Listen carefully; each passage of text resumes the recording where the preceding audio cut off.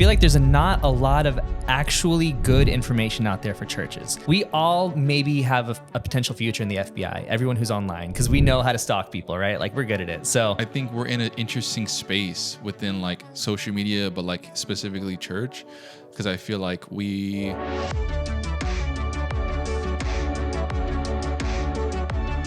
Hey, what's up? My name is Derek, and this is the Sunday Social Podcast, where we break down social media for churches. This is our very first episode, and we are super excited to dive in to today's topic. But before I do that, I want to introduce the guest because he's a legend, he's the GOAT, and he's the reason why I'm here, which I have to introduce him because he's incredible. But today's guest is the co-founder of Sunday Social, and he's been an awesome friend, awesome mentor, and I'm excited to have him on the podcast for the very first episode. Jonathan Malm, book writer, content creator, all around amazing person. Thanks, man. Was that a good intro? Yeah, that's great. Yeah? Okay, perfect. Got to do it justice, you know what I mean? But so we're going to kind of go into why we started the podcast. Yeah. It's been a long time coming, a whole week. From idea to inception. Might have been 2 weeks, but it was pretty quick. It was pretty quick. And then today's topic, we're going to be talking about like social media and what kind of the role it plays within the church, all that good stuff. So why start a podcast? What's the purpose of it for Sunday Social? Yeah, I feel like there's not a lot of actually good information out there for churches. When you go online and you find the social media experts, they're saying the same stuff over and over again. They're giving you trending sounds. They're saying you need to do X, Y, Z. And that's great for like an influencer, for someone who's trying to sell an ebook. But for churches who are brands, there's not a lot of great information out there. And a lot of the information that is out there is the same stuff that's been parroted for the last year, 5 years. And honestly, social media has changed drastically in the last even few months. I know friends who have, their accounts have blown up over the last few years, and now they post something and they get like 0 views. And so things have changed. And I wanted us to, be a voice to help churches with the changing atmosphere of social media be effective. Yeah, I think the cool thing about like social media is like, even for us, right? Because we have accounts that we are actively posting on. Yeah. What works for you doesn't necessarily work for me. No, we talk about it all the time, and I'm like, you should do this. And then you do it, and you're like, no, it's not working for me. Like, so right now, carousel posts are killing it for you. Yeah. They do okay for me, but it's more like live content. Both of us voices not doing great for some reason when our voices are on screen. Yeah, they don't want to hear our voice. Yeah. We have annoying voices. I don't know. No, but it's true, right? And I think the same is true for church. Like what the church down the road is doing. Me and I work for our church because the context is different. The people are different. The followers are different. Yeah. Everything is different. And so, I agree. All these like social media gurus, coaches are just kind of... There's a few good ones out there. I'm not hating everyone. No, there's but really some good ones. Yeah, they're obviously speaking from their experience, and their experience may not work for you. Yeah, so it's kind of taking what you can and like and kind of forming it to your context. Yeah. But that was a big part of like us starting this account, but also too to pick other people's brains on like what is working for you, what have you seen throughout the years, and so we're gonna have all types of people on here. Yeah. And I'm excited to see like where it's gonna go. I'm excited to see you hosting this, man. You're gonna rock it. It's gonna be cool. So for the first kind of episode, we wanted to go over, kind of the importance of social media for church. What is the role that it plays? Why even consider it if you're not yet, which you probably are at this point. If you're watching this, you're probably already considering it. So this might be something you show to your pastor or you just internalize to know why you're doing it. I do think there'll be some really good tips that you'll learn, even if you've been in the game for a while, because for sure. Yeah. I don't know. That's the fun thing of us. Yeah. And that's the fun thing of us is like, we are always experimenting. Everyone on the Sunday Social team is like kind of building their own platforms while working on Sunday Social. And it's cool to like get all the diversity of experience. So I think there'll be good stuff in every single episode for sure. 100%. So what in your opinion do you think is like the purpose of social media for a church? Yeah, I think the hard part is there's not just one thing. Yeah. If you're an influencer, your goal is to like, probably sell something, get sponsors, right? Like with the church, it's quite a bit different. There's the newcomer approach, where you're trying to reach people who maybe have been considering a church. They're in the community, they're local, they want to check you out, and they go check online to see what it's like. It's kind of like, if I'm married, but if I were like going on a blind date, I would want to go see who the person is. When I enroll my kids at school, I want to see who their teachers are. So I look them up on Facebook. I'm like, what are they like? Are they weirdos? Do I trust my kids there? Especially if you have kids, right? So like, there's kind of that idea of like kind of checking someone out, stalking someone out before you meet them, right? Yeah. It's like You and I, we like to go to lunch. Yeah. And We love to go to lunch. We love to go to lunch. And we always try to find new spots because we just like to try new things. And yeah, the first thing, I mean, if you're a human on this earth in 2024, you're looking up what this place is before you show up. Yeah. You know, you're looking up the food, you're looking up Yelp reviews, the environment. Yeah. Like what's the negative review? Why was it negative? All that, like you're looking into it all the time before you even show up. Yeah. And the church is not different. No, the church is not different. Honestly, people are looking at comments. They're looking at like people you're connected with. Like people do deep dives. Like we all maybe have a potential future in the FBI. Everyone who's online, because we know how to stalk people, right? Like we're good at it. So that's what people do. Yeah. I think people have a misconception like with social media in the church space, like it's separate, but I think it's in tandem. Yeah. Like one complements the other, right? And you need both. Yeah. And honestly, I think one of the things that I think churches get wrong a lot is they try to create their social media space like a website, which is like a very curated, professional, designs incredible. Honestly, on social media, they want to know like, are people like me there who go there? Like, am I going to fit in? So they want to see a personality. They want to see like the reality of the situation. They don't want it to be beautiful necessarily. Like I would much rather see crummy pictures that actually show who go to the church than like unsplash photos that look beautiful, amazing curated feed. I want to see what the church is like. Like that's the reality of it. Like I want to see like the personality. Am I going to fit in here? Yeah. I think too, one thing is like, I feel like a lot of churches are so heavy on like Sunday, Sunday content. Sunday. I mean, when I was, leading a social media team, that was a big thing. Like we have to get same day content. Yeah. Sunday is like the big day, and I get it, but it's also like, what about Monday through Saturday? Yeah, that's been the big thing. I think like for the longest time of the church, the only way that we could communicate with people was on Sunday. Yeah. Was that it used to be 2 hours. If you were charismatic, it was 3 hours. Yeah. Now it's like 1 hour, right? And so it's like 1 hour out of a whole week. Right. We're trying to get people to like make a commitment to Jesus, to change their lives, right? That was our only opportunity. The crazy thing about COVID is it actually exposed an opportunity that I think a lot of churches weren't leveraging. Like Sunday Social blew up during COVID because suddenly they couldn't talk to people on Sunday during the lockdowns. And so like, how are we actually going to communicate with people? Oh, duh. We have social media that's been like the way people connect nowadays. So every church suddenly saw the opportunity. And now they're like, okay, cool. What do we do now that we can connect with them, right? Like we can't preach them. Like a 60-minute message every day doesn't work on social media. So like, what actually do we communicate? Which is huge.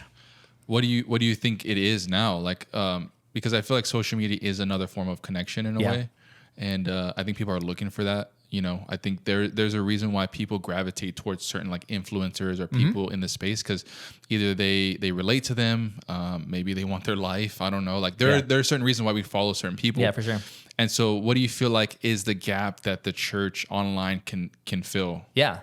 There's a few things. I think there's the discipleship component. Yeah. Like I know when we started Sunday Social, in 2016, I think everyone was like, okay, we need to be on social media, but what do we post? Yeah. So we were just creating filler content, honestly. Like reality, if you look back at the library, like it was like random A.W. Tozer quotes, verse of the days. Yeah, like it was just filler content.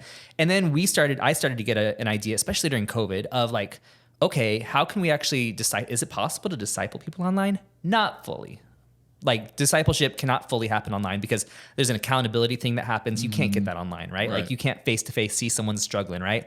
But there is something, we can help people take small steps closer to Jesus, right? So that's part of it, is like, how can we as a church post something that is going to address something they're struggling with anger, they're struggling with loneliness, with fear, with sadness, with just discouragement, right? Like how can we encourage people? How can we just make people take a tiny step closer to Jesus through our content, right? So there's that element. There's also the element of relating to people, though, because I think that's, when you talked about influencers, that's who we follow on Instagram. We follow people we relate to. We're like, oh, that's something I'm interested in. Oh, like that's so me. Like my wife and I, we share so much stuff back and forth on Instagram because it's like, oh, that's so my wife, or like, oh, that's us whenever we're waking up in the middle of the night with a baby, right? Like it's relatable because it speaks to us. And there's something that happens. I've noticed this with my account. Like I just make fun of what it's like to work at a church, and like there's no like value to it, except everyone's like, dude, you've kind of given me therapy working at a church. Like people message me that like you help me stay sane in ministry, which I'm just making jokes, right? But because they feel like they're not alone. So there's that element too of like, I relate to this content and I don't feel alone because of it. So discipleship, relatability, encouragement, all that I think is a valid use of social media for churches. I love that. Yeah, I think that's the biggest thing. And that last part you said is like, I'm not alone. I'm not Yeah. the only one. Like, you know what I mean? Yeah. Because I feel like a lot of times as people on this earth, we think, oh, we're the only one struggling with this, or Yeah. we're the only one thinking this way or having Yeah. these thoughts. But it's like, no, like you said, you're putting like words or visuals to like what I've experienced or what Yeah. I've gone through, you know? And I think that's why people like it so much. And I think that's why, like, you know, comedians get to Yes. like, you know, they're so funny. Yeah. Because it's like, if I didn't relate to this comedian, I wouldn't think it was funny. That's the funny thing about the content that I post is the stuff that does best, that people laugh the hardest at, is not actually that funny. It's just that I put my finger on something they felt, right? Like they've already felt this, they've already thought this, and I just put my finger on it. And they're like, oh, that's hilarious. It gives you this visceral reaction where you're like, oh my gosh, that's Yeah. me, right? So like churches don't need to be like online. Like we don't need to be like silly. We can be relatable in a kind of lighthearted way, and people will find it hilarious. Yeah, it's like I think we're in an interesting space Mm-hmm. within like social media, but like specifically church, because I feel like you know, churches are going more viral than ever, right? Yeah. Viral. But I think it's on the backside of like trends and stuff. Yeah. And some churches are starting trends, but I think it's interesting in the way of like, and I mean, I'm speaking from experience because, you know, when I was on staff at a church, we had like a clip go viral. Yeah. But you know, again, did it translate to people in service? Yeah. We did have like one person tell us, oh, I saw that clip and you Yeah. know, whatever, but it's like this video got like 1 million views, you Yeah. know, it's like, so it's cool to chase the virality, but I think beyond that, it's like, how are we relating to the people that are in our city, in our church, like, Yeah. you know, really into what we're doing. Yeah. And I think that's the biggest thing. Yeah, right? and I think the flaw or the faulty reasoning people have when it comes to social media is they try to make everything go viral, or they try to make everything be discipleship, or they try to make everything be come to church on Sunday. And like it's a mix of all of those. Mm-hmm. Like photography, like I know like 2 or 3 years ago, like you had to show photos of your people, right? Like that was what was going to kill it. It's not really killing it anymore, but you're still counting on people coming to your account. So maybe someone in San Antonio, oh, this church is in San Antonio. That was a funny clip. And then, so that did go viral. And then they actually check out your account and they see the people that are going there. Like, oh, this is people like me. Maybe I should check it out. So like, it's in the combination of all of this type of content that we actually find success online. It's not one or the other. And that's something Right. I've been kind of like thinking a lot about lately is like, how do you we're planning a workshop on that. How do you get people from social media to Sunday, right? Like, but it's in the combination of all that content that you can actually find success on social media. Because you're right, having a video go viral, 1 million people, you didn't get any more followers. None of those people were in your town in San Antonio for us. So like it translated to nothing. Cool. We got our little ego scratched. And now everyone thinks we need to have more viral videos because that was like the only measure we were measuring. So Right. yeah, it's in the combination. Right. Or if anything, just other churches are following you. Yeah, really, that's what it is. Yeah, It's a good right? inspiration. Like, yeah, like, oh, dude, this church is always hitting the trend, so I'm gonna just follow them and just copy them, right? Like, because like the whole like trust fall thing, or like there's like 20 trends right now that are like every church. Or the one where they throwing themselves at the chairs because they Oh, got hit by the bull. Everyone, yeah, man. There's gonna be some lawsuits in the next like 2 years. It's so funny because like, yeah, in our Slack channel, we'll just send stuff and Yeah. we're like, man, these churches are just going too far sometimes. I appreciate it though. I also appreciate it because it's like churches are, I think, starting to get the idea that like, oh my gosh, we can like, because I got this question on Instagram the other day, like, how do you balance the importance of what we're doing at church with like this desire to be funny online? Mm-hmm. And I think people forget that one of the main purposes of church is community, and community is fun. Like, Yeah. yes, there's moments where we cry together, but a lot of it is just us laughing together and that is like so true. having fun. So having fun on social media is extending the mission of the church, which is creating community. So it's good to do that. Yeah. I feel like everybody says this for everything, but it's still true for this. It's like, it's a balance. It is. You know what I mean? It's a balance. It's no, a I balance. think that's our tendency as human beings is to like Right. swing from extreme to the other. I mean, you see that in like church history, right? Like, I mean, the whole megachurch movement is kind of like we're swinging back to the other extreme. Like it Yeah. used to be like we're a family, it's a living room, potlucks every day. Then like megachurch excellence, and now we're like. Then there's a lot of people rejecting that. I'm not saying it's a dead platform, right? But it's kind of like we Right. swing to extremes, and it's somewhere in the middle, where we find that like that sweet spot. Largely because that's where we have to rely on God because we don't have a model that leaves God out of the situation, which is Yeah. what our tendency is to like, I got this. For sure. You can hang out over there, God. We'll do what we do. Yeah, it's always just finding that, like, what's authentic to you. Because a lot of it is like churches are just looking at other churches and like, oh, like they saw the model of like Yeah. this, super excellent, high level stuff. So like, oh, I want to try that. And then Yeah. it does well for a little bit. And then it's like, And maybe with certain people that are not going to go to your church. yeah. Yeah. So on social media, it's like, how do I find like the balance of like, you don't want too many memes. You don't want to become a meme account. Yeah. But you also want ministry. It's like memes and ministry. And that's a huge liberating factor, is the idea that not every post you need to post needs to go viral. Exactly. And I think that's something that like, I think a lot of people, I got another question on Instagram. They're like, what do I do when my pastor expects me to have a certain number of likes and comments on every single post? And I'm like, man, if you're posting, come here Sunday, like, hey, see you Sunday, people will like it. Nobody's going to comment on that. There's nothing to comment on about that. So that's unreasonable to expect comments on that. It's unreasonable to expect shares on that. Plus, it's out of your control. Like Totally out of your that's control. something you cannot control. I post stuff that I think is going to kill it, and it gets 0. And I post something that I'm like, this was just, I just kind of like threw it together in 5 minutes, and it blows up. Like I was telling you that this morning. Like I posted a simple question, like who's more likely to burn down the church, and it's like 500,000 views, and it was like the lowest effort content I've ever made, and it blew up. That's crazy. But I didn't anticipate. I was like, oh, I'll just try it. Yeah. What I tell people, it's like, you have to, for me at least, because I was in a place where I'm like, oh, I need to go viral. Yeah. But the number I focus on more is how many posts I've put out versus like the followers I gain. And so as long as that number keeps going up, it's another chance at bat for me to get a home run eventually, right? Yeah. But it's like even at that, as a church, I don't think we should be striving to go viral. It's nice, it's cool, it's cool to share with your team. But I think at the end of the day, it's like your metric is more so, like you said, the connection, the discipleship, the relatability of everything. And I think it's key to have those. So I mean, what I encourage churches to do is list out, for the week, like these are the 7 posts we're gonna do this week. These 2 we're trying to make go viral because they're fun, they're just entertainment. Like, so set that metric of like, how can we make these go viral? But then for, the ones that you're trying to encourage your people, like, why would that go viral? Like, hey, Grace Church, we're going to do this Sunday. Like, that's not going to go viral, and that's okay. Like, hopefully your people, because you've been going viral and you've like shown Instagram that or Facebook or whatever that you're posting really good content, hopefully your people are actually going to see that one. Yeah. So that's the goal, right? It's like sometimes those viral posts are just so that your other content gets seen. Yeah. And I think being aware of it, right? Like for me personally, when I'm posting, I kind of put my content into like buckets of like, it's either audience building, community building, it's like there's different buckets. So that way you're not posting too much of one thing, but you're aware of like, okay, like you said, I'm trying to go viral with this, or this is more for the people that are already attending our church. It's like, you're trying to hit all angles. But yeah, that's why, I use stories that way. There's a lot of different tools that all these platforms give you. And if you're just trying to get eyeballs, you're going to not probably use stories, or you will use stories because it works for you, right? Like you're going to just like focus on one thing, but like really the whole like tool set that you have is really to try to engage with your people. Yeah.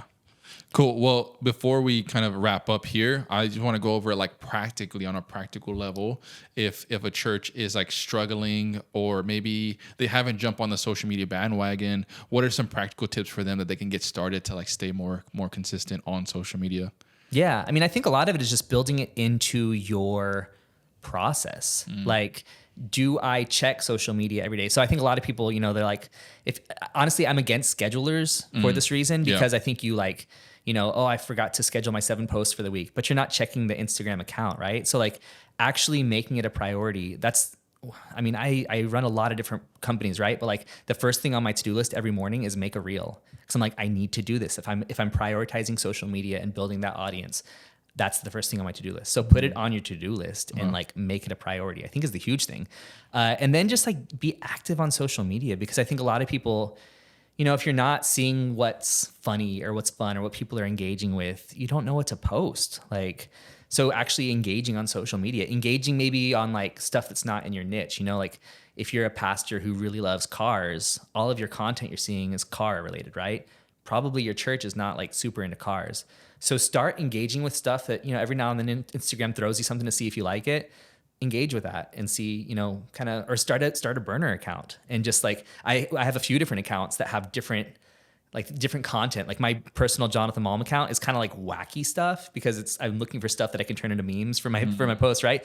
But like, that's not necessarily reflective of what most people see on their social media. And I think that's a key thing to know, is that like, your algorithm is trying to cater to you and give you stuff that you like, which can be detrimental for you if you're trying to reach other people and engage with, the masses. Right. And I think too, like people just, I think, and this is from experience, people just overthink stuff too much. They're just like too analytical. Legit. I got to do this. If I do this, this is the formula to go viral. It's like, man, just have fun. Engage like if you would in person. Yeah. We're not showing up to church and thinking, oh, I have to tell people, 5 people hi. I have to give this person a hug. I have to go here. It's like, no, it's just like, we're people, we're human. And so I think the same is true on social media. Just like, how do we genuinely showcase the life of our church on social media? Yeah. And honestly, like if you have an iPhone or an Android, like a current phone of any type, you probably have more power, visual power, production power than we have a great setup here, right? But like everything that I post is on my phone, right? Yeah. So, and it blows up. It does fine. So your church doesn't need excuse. You don't need to have this Hollywood level production level. And like, honestly, I think the big thing is just not taking yourself seriously and just saying, we're going to be goofy. We're going to be ourselves. And maybe we'll get some mean comments.